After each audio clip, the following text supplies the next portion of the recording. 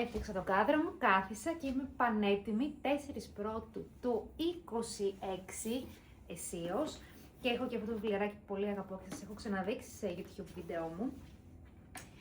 Και μιλάει για το κομμάτι του είναι ήδη μέσα μας, για τον καθημερινό νόμο. Ρωτήστε κάποιον που θυμάται την παιδική ηλικία σας, τι του έρχεται στο νόμο τα ενδιαφέροντά σας, ξαναγνωρίστε εκείνα τα πρώιμα πάθη σας, ώστε να βρείτε αυτό που πραγματικά αγαπάτε να κάνετε. Είναι έτσι η συμβουλή μου για την καινούργια χρονιά. Είναι μια ημερομηνία η οποία είναι λίγο δύσκολη και περίεργη, γιατί έχει συμβεί κάτι πάρα πολύ άσχημο σε έναν δικό μου άνθρωπο. Παρ' όλα αυτά, θεωρώ ότι είναι μια καλή χρονιά και προσωπικά και γενικά πιστεύω θα είναι μια πολύ όμορφη χρονιά. Βλέπω πάρα πολύ ωραία vibes γύρω μου από όλους τους φίλους και τους ανθρώπους μου. Οπότε έχουμε και τα δυσάρεστα, έχουμε και τα ευχάριστα. Εγώ θέλω να κάνω αυτό το βίντεο γιατί αρχικά, cheers, συνεχίζω το Aloe Challenge μου, το οποίο ξεκίνησα λίγο πριν τις γιορτές. Πίνω 1 λίτρο αλόι την ημέρα. Έχω πει στον εαυτό μου ότι θα το κάνω για 1 μήνα για να δω τα αποτελέσματα. Ήδη έχω δει πολύ καθαρό πρόσωπο, χωρίς κανένα σημάδι. Είμαι ξεπρισμένη, δουλεύει το λιμφικό μου σύστημα. Οπότε είμαι πάρα πολύ happy γι' αυτό. Τώρα, έχω και την ατζεντούλα μου έτοιμη εδώ, ετοιμοπόλεμη για το οτιδήποτε θέλω να σημειώσω για αυτή τη χρονιά και να υπάρχει εδώ μέσα. Έκανα και μια καθάριση, πέταξα αρκετά πράγματα γιατί μετακομίζω, οπότε χρειάζομαι λίγο να ξεσκαρτάρω πράγματα. Και είναι έτσι λίγο ένα βίντεο ανασκόπησης για το 2025, αλλά κυρίως για τα ταξίδια, γιατί πάρα πολλοί από εσάς είχατε ενδιαφερθεί για το κομμάτι των ταξιδιών που κάναμε τη Φόρμουλα 1 και ήθελα λίγο να κάνουμε μια ανασκόπηση σε ό,τι έχω κάνει φέτος, ό,τι ταξίδια έχω κάνει φέτος και τι έχω μάθει από αυτά, τι μου έφερε αυτή η χρονιά μπροστά. Ξέρεις, όταν ταξιδεύουμε, είναι κάθε φορά συμβαίνει μέσα μας κάτι και κάτι αλλάζει, κάτι καινούργιο μαθαίνουμε, κάτι καινούργιο ανακαλύπτουμε για τον εαυτό μας, ακόμη και αν έχουμε πάει στα ίδια μέρη. Και όταν ειδικά επισκεφτόμαστε ξανά ίδια μέρη και κοιτάμε να τα εμπλουτίσουμε με νέες εμπειρίες, είναι ακόμα καλύτερα. Βλέπουμε πράγματα τα οποία δεν είχαμε παρατηρήσει όταν είχαμε ξαναβρεθεί στο ίδιο σημείο και αυτό είναι σίγουρα κάτι που έμαθα εγώ φέτος. Ένα πολύ σημαντικό κομμάτι της ζωής μου πια, εμένα, είναι, όπως ξέρετε, τα φυτικά προϊόντα και πώς αυτά με στηρίζουν, όλα αυτά τα συμπληρώματα, στη ζωή την οποία κάνω. Και σας το υπογράφω ότι αν δεν είχα τη στήριξη αυτών των συμπληρωμάτων μαζί με ισορροπημένη διατροφή εννοείται, πιστεύω ότι απλά θα αρρώσταινα όλη την ώρα με όλο τον κόσμο που βρίσκομαι σε όλο τον πλανήτη Γη, με τα αεροδρόμια που αλλάζω, τις ώρες πτήσεων και όλα αυτά. Θα είχα αρκετά προβλήματα, τα οποία ευτυχώς δεν έχω, γιατί τα έχω λύσει με αυτά τα συμπληρώματα. Το βασικό για μένα είναι το ότι πρίζομαι στο αεροπλάνο πάρα πολύ, ειδικά τα πόδια μου εδώ κάτω. Και με έχει σώσει πάρα πολύ ένα προϊόν συγκεκριμένο που περιέχει την αργινίνη, όχι μόνο εμένα και άλλους ανθρώπους ευτυχώς που την έχουν δοκιμάσει και είχαν το ίδιο πρόβλημα. Πάρα πολύ με έχουν σώσει οι βιταμίνες μου, το κομμάτι ότι το έντερό μου διατηρείται καθαρό και έτσι δεν αρρωσταίνω, είναι πάρα πολύ σημαντικό αυτό. Και θέλω να το μοιραστώ μαζί σας γιατί είναι κάτι το οποίο πια είναι μέρος των ταξιδιών μου. Δεν νοείται να ταξιδέψει κάποιος και να μην έχει μαζί του προβιωτικό. Σώζεσαι από πολλά πράγματα, κυρίως στο κομμάτι των γαστροεντερικών. Γενικώς, όλη αυτή η ανάπτυξη και όλα στις επιχείρησής μου, με όλα αυτά τα οποία κάνω, είναι κάτι το οποίο σίγουρα το ότι ταξιδεύω μου έχει δώσει πάρα πολλές ιδέες, με έχει βοηθήσει πάρα πολύ, έχει ανοίξει το μυαλό μου, έχω δει ευκαιρίες στο εξωτερικό, έχω αναπτύξει πια την επιχείρησή μου στο εξωτερικό, περιμένω και ένα πολύ καλό μεγάλο deal που έχει να κάνει με τη Φόρμουλα 1 και τα προϊόντα μου, το οποίο θα είναι πάρα πολύ ωραίο, θα συμβεί και πολύ καλό για μένα και την ανάπτυξή μου. Παρ' όλα αυτά, επειδή είμαι ηθοποιός, χαίρομαι γιατί το 25 έθεσα τις βάσεις, ώστε το 26 να δουλέψω αρκετά και σαν ηθοποιός, εκτός από την παρουσίαση, και να συνδυάσω και αυτό το κομμάτι, και τα ταξίδια, και τη Φόρμουλα 1, και την επιχείρησή μου. Οπότε, θέλω να πω ότι το κομμάτι των ταξιδιών σίγουρα είναι κάτι το οποίο σας λέω οπωσδήποτε να το εντάξετε στη ζωή σας.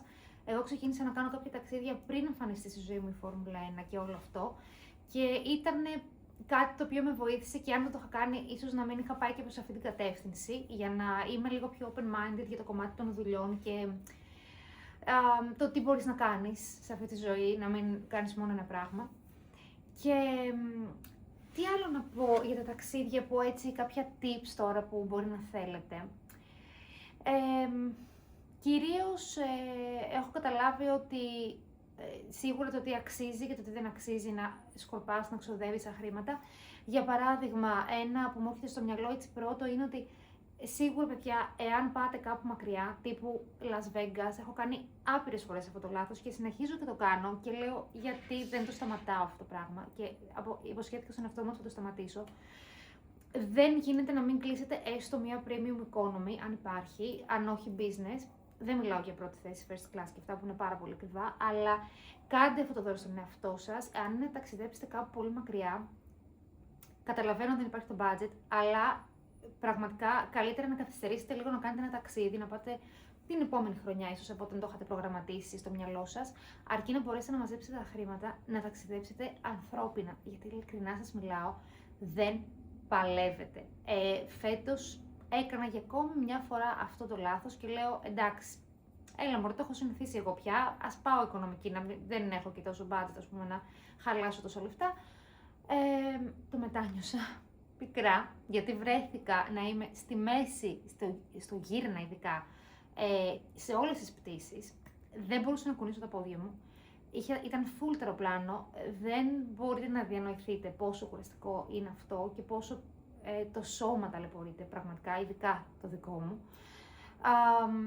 Και είπα ότι όχι, τέρμα, γιατί δεν μπορούσα να κάνω check-in, επειδή όταν κλείνεις και από διάφορα site και τα λοιπά, δεν είναι πάντα εύκολο να κάνεις μόνο στο check-in.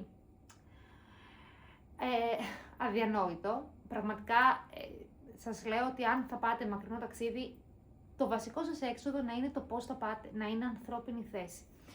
Καταλαβαίνω εάν κάποιος θέλει να πάει οπωσδήποτε και δεν έχει άλλη επιλογή και πρέπει να βγάλει οικονομική.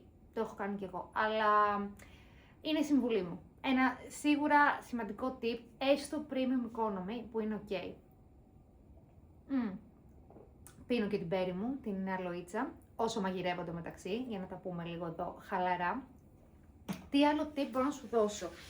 Σου είπα, προβιωτικό σίγουρα μαζί, βιταμινούλες, αργινίνη, στάνταρ, εννοείται μου στέλνεις μήνυμα ή πατάς το link από κάτω και βρίσκεις όλα αυτά τα προϊόντα.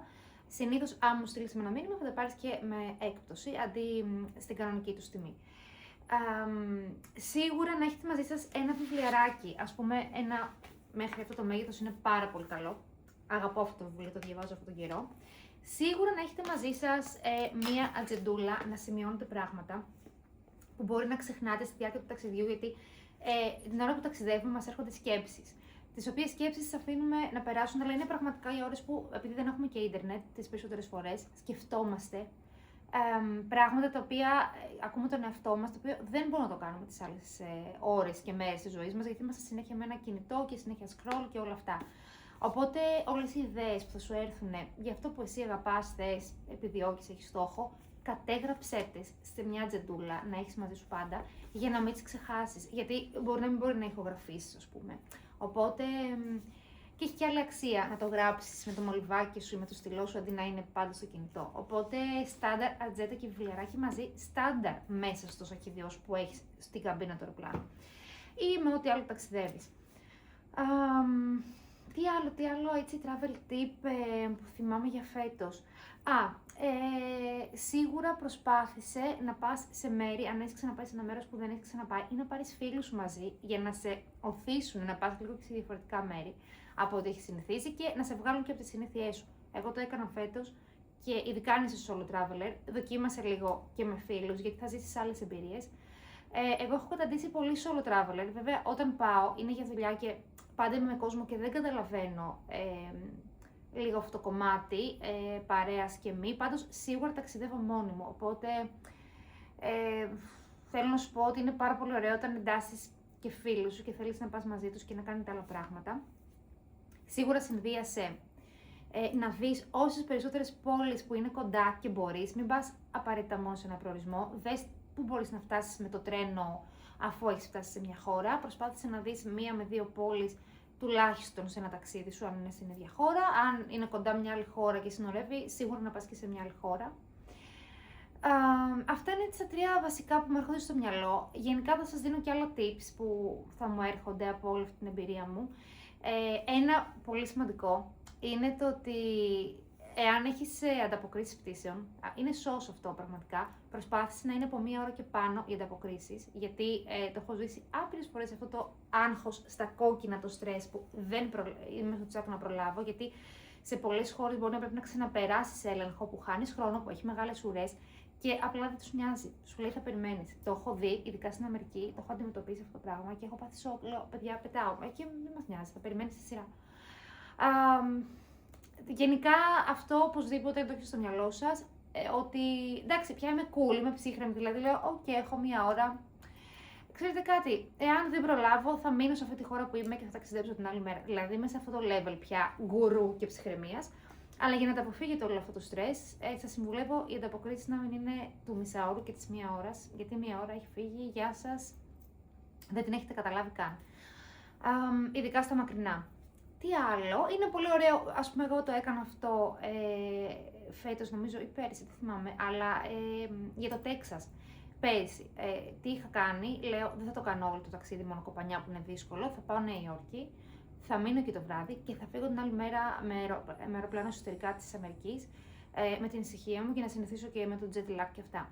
Οπότε λειτουργήσε τέλεια, να το κάνετε και αυτό, μην πάτε μόνο κοπανιά πάντα, αν προλαβαίνετε. Είναι και πολύ ωραία σαν εμπειρία, εμένα μου άρεσε πάρα πολύ. Είμαι και confident πια να ταξιδεύω μόνο μου και να τα κάνω όλα αυτά, δεν φοβάμαι. Σαφώς όμως για safety δεν κλείνεις εννοείται ξενοδοχείο που είναι εκτός της εμβέλειας του αεροδρομίου. Δηλαδή κλείνεις ξενοδοχείο που απλά σε παίρνει το λεωφορείακι απ' έξω και πας σε ξενοδοχείο που είναι τύπου του αεροδρομίου για να είσαι safe και την άλλη μέρα να πας να πιάσεις και την επόμενη πτήση. Οπότε και αυτό είναι σημαντικό. Και κάτι που μου έτυχε αστείο φέτος. Λοιπόν, είμαι στο σπίτι μου, είναι να ταξιδέψω για Las Vegas με 20 ώρες ταξίδι και απλά κόβεται το νερό στο σπίτι μου. Δεν έχω προλάβει να φτιάξω πράγματα σχεδόν, δηλαδή είχα φτιάξει λίγα. Δεν είχα προλάβει να κάνω μπάνιο, να ετοιμαστώ, να πληθώ, να πλύνω δόντια, οτιδήποτε βασικό μπορούμε να κάνουμε με το νερό, να πιούμε νερό, δεν ξέρω τι. Και είμαι τώρα στο σπίτι και λέω, Χριστέ μου, ήταν απόγευμα ευτυχώς. Τι κάνουμε? Ήταν από το μεσημέρι κομμένο το νερό. Περίμενα, λέω εντάξει, το απόγευμα θα έχει. Γυρνάω στο σπίτι, το απόγευμα δεν έχει νερό, δεν ανταποκρίνεται, δεν ξέρω τι ώρα θα έρθει το νερό.